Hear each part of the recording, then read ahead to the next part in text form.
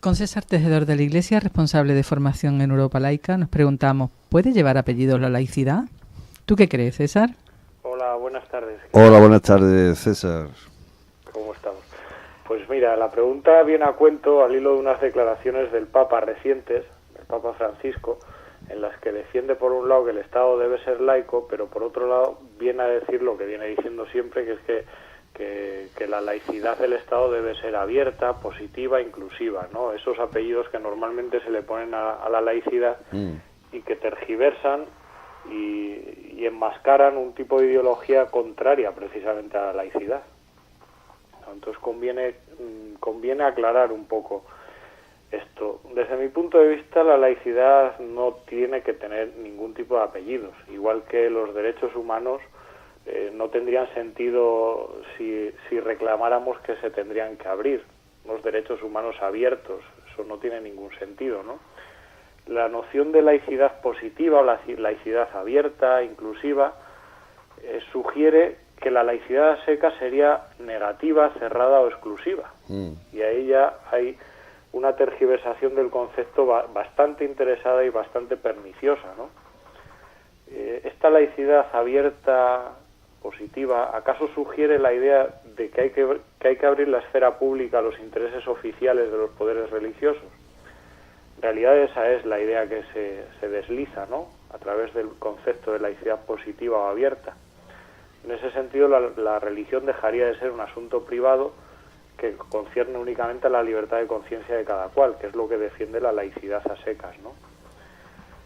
La separación laica y la neutralidad de la esfera pública, en ese sentido, vería claramente comprometida la salvaguarda de la libertad de conciencia, que requiere, esto ya lo venimos diciendo desde siempre, el derecho a la libertad de conciencia individual requiere un espacio público libre de todo tipo de injerencias de las distintas iglesias o de las distintas asociaciones particulares que se defienden, ¿no? El régimen de derecho público contradiría en ese sentido el principio de igualdad ética de la ciudadanía. Por eso conviene no solo desenmascarar el engaño que supone ponerle apellidos a la laicidad, sino también recordar qué es la laicidad, ¿no? La laicidad, recordémoslo otra vez, es la afirmación simultánea de tres valores, que es el de la libertad de conciencia, fundada en la autonomía de la persona, la igualdad de todos los ciudadanos independientemente de sus convicciones, ya sean ateos, agnósticos o creyentes, y la preocupación por una esfera pública universal, de carácter universal, donde quepa todo el mundo. Una ley común que no debe promover más que el interés común de todos, ¿no?, y no el interés particular de algunos. Así entendida, la laicidad no se puede ni abrir ni cerrar. La laicidad es tal cual lo que es, ¿no? Y digámoslo ya de una vez claramente, la noción de laicidad abierta o inclusiva o positiva, la misma que defiende el Papa, es una noción que siempre ha sido manejada precisamente por aquellos que se oponen a la laicidad, pero que no se atreven a oponerse públicamente a los valores que la definen, ¿no? En realidad lo que quiere decir el Papa es que quiere que el cristianismo sea la cultura dominante y que esté en el espacio público sin permitir que el espacio público recupere esa neutralidad exigida por la laicidad, ¿no?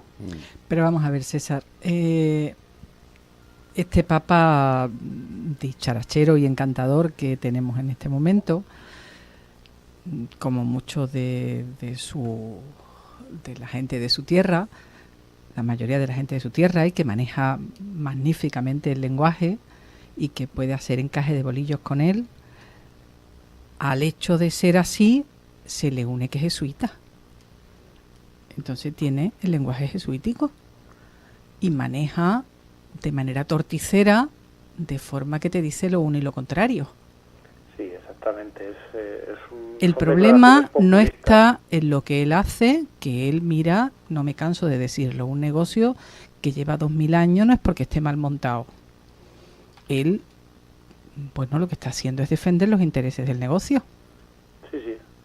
Sí, apropiándose. El problema no es ese.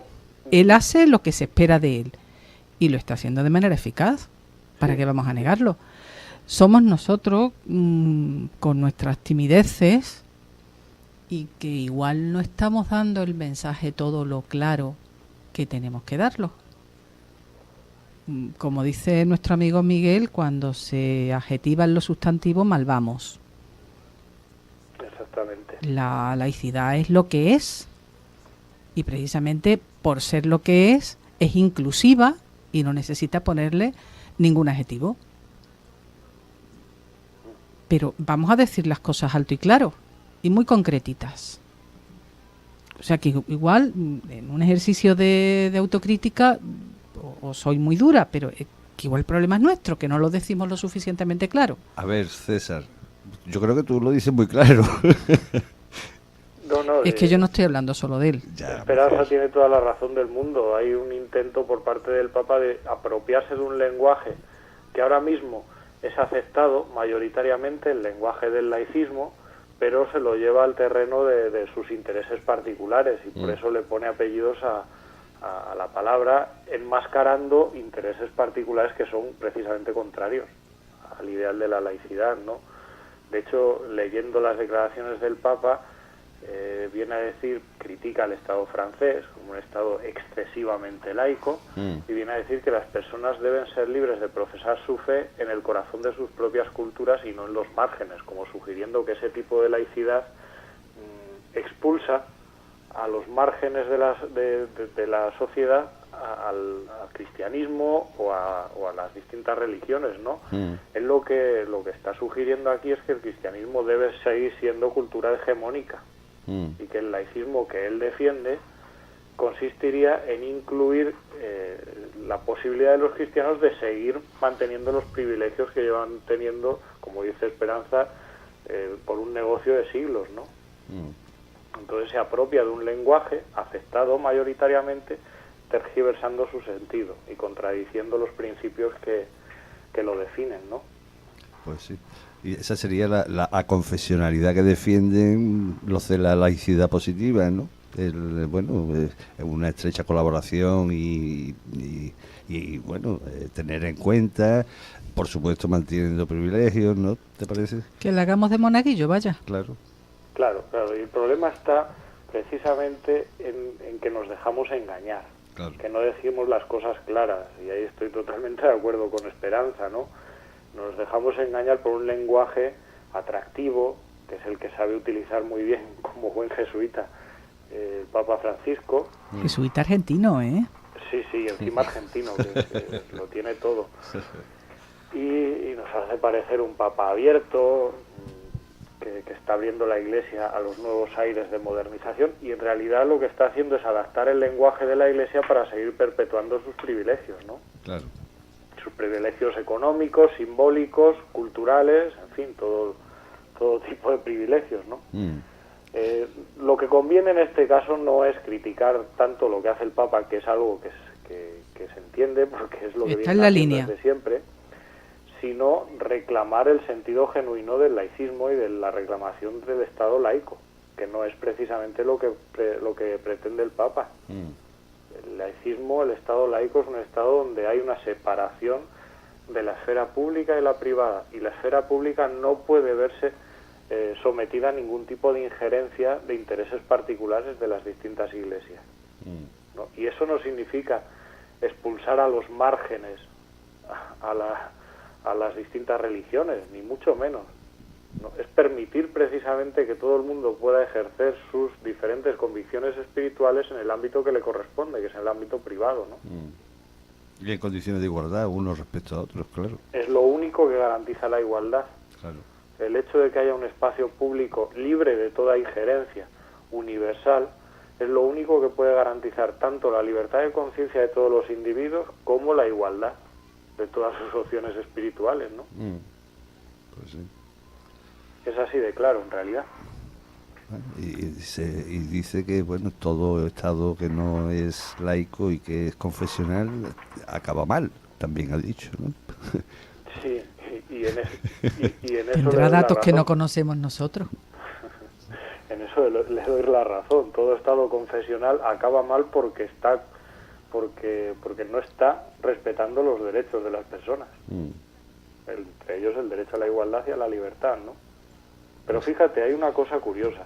Cuando hablamos de laicidad abierta, en realidad es como si quisiéramos decir que hay que reconocer otra exigencia diferente aparte de la libertad de conciencia, que ya está reconocida con el concepto de laicidad a secas, ¿no? Y que no puede ser otro más que la imposición de un credo en la esfera pública. Laicidad abierta, abrir el espacio público a un credo particular, ¿no? Si llevamos esto a un caso límite, nos vamos hacia el integrismo, que consiste en hacer de una cierta norma religiosa una ley política.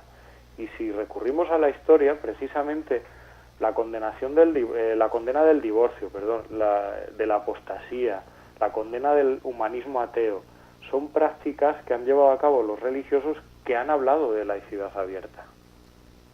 Pero vuelvo a lo mismo, César. Yo pienso que es más el problema nuestro, de cómo elaboramos nuestro mensaje, que cómo elaboran ellos el suyo. Ellos van a lo suyo y lo están haciendo bien.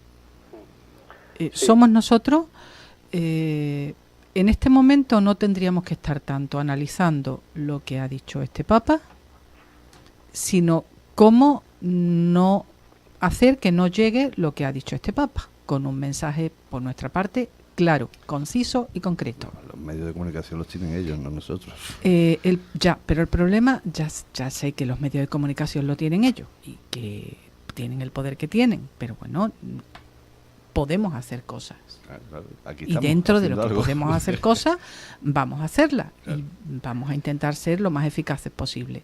Y a veces llega más el mensaje de los anticlericales que de la gente que defendemos el laicismo. Sí, pero eso tiene también y eso una razón, no sé yo hasta qué muy punto breve, es bueno. César, ya, Sí, muy breve. rápidamente. Aparte de los medios de comunicación, es verdad que el lenguaje o el discurso integrista, el discurso que se centra en intereses particulares, en privilegios particulares, es más primitivo que el lenguaje del laicismo, que es un lenguaje universal. Y en ese sentido es más fácil aceptar un lenguaje primitivo, en el sentido de que algo que defiende mis intereses particulares, que un lenguaje que es el que nosotros defendemos de carácter universalista, ¿no?